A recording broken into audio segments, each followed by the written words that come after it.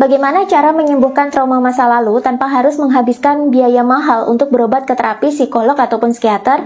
Manusia sebenarnya punya kemampuan untuk self-healing atau menyembuhkan diri sendiri. Self-healing ini tidak hanya berlaku untuk penyakit fisik saja, tapi juga bisa untuk kesehatan mental, seperti menyembuhkan trauma, luka batin, atau penyakit mental lainnya. Caranya adalah kesadaran murni kita yang menyembuhkan, atau kalau dalam bahasa agama disebut sebagai roh, atman, atau sukma. Kalau dalam spiritual Jawa atau diri sejati kita menyebutnya.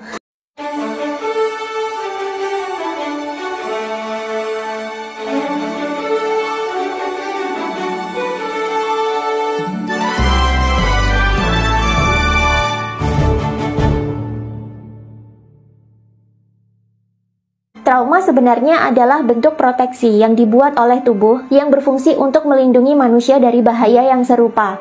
Misalnya nih, kita pernah mengalami kecelakaan lalu lintas.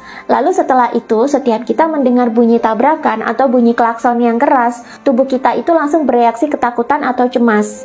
Ketakutan atau kecemasan ini adalah reaksi yang dibentuk oleh tubuh melalui pikiran bawah sadar secara otomatis, yang fungsinya sebenarnya untuk mengingatkan manusia bahwa ada bahaya serupa yang harus diwaspadai. Fungsinya supaya manusia tidak mengalami bahaya yang sama seperti dulu.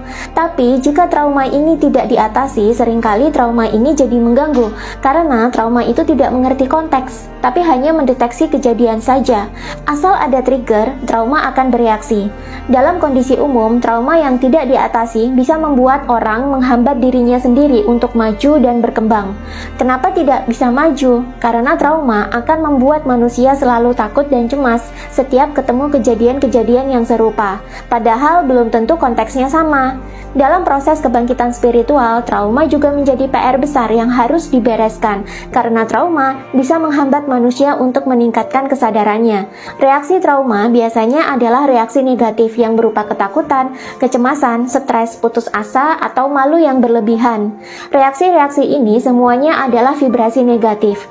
Vibrasi negatif akan menurunkan kesadaran manusia. Kalau dalam skala kesadaran Hawkins dalam buku Healing and Recovery ini, reaksi-reaksi trauma itu selalu bergetar di level kesadaran yang rendah atau force, dan ini berpotensi membuat manusia terus menarik hal-hal buruk ke dalam diri mereka. Karenanya trauma itu sebaiknya diatasi. Diatasi loh ya, bukan didinai atau diabaikan atau ditolak. Banyak orang keliru ketika mereka punya trauma, mereka justru menghindar dan menolak, bukannya mengatasinya. Mengatasi trauma dan menghindari trauma itu berbeda. Mengatasi trauma berarti kita menyadari dan menerima trauma itu secara jujur, lalu merubah memori traumatik tersebut menjadi mindset positif, sehingga reaksi traumanya itu tidak lagi muncul dan mengganggu kita. Sedangkan orang yang menghindari trauma itu cenderung menyangkal kalau mereka punya trauma tersebut dan selalu menghindarinya. Apa akibatnya kalau kita selalu menghindari trauma? Trauma itu bisa berpotensi menjadi bom waktu yang akan meledak sewaktu-waktu. Dan ketika ini meledak, ini tak hanya merugikan diri kita sendiri, tapi juga orang lain di sekitar kita. Lalu bagaimana cara mengatasinya?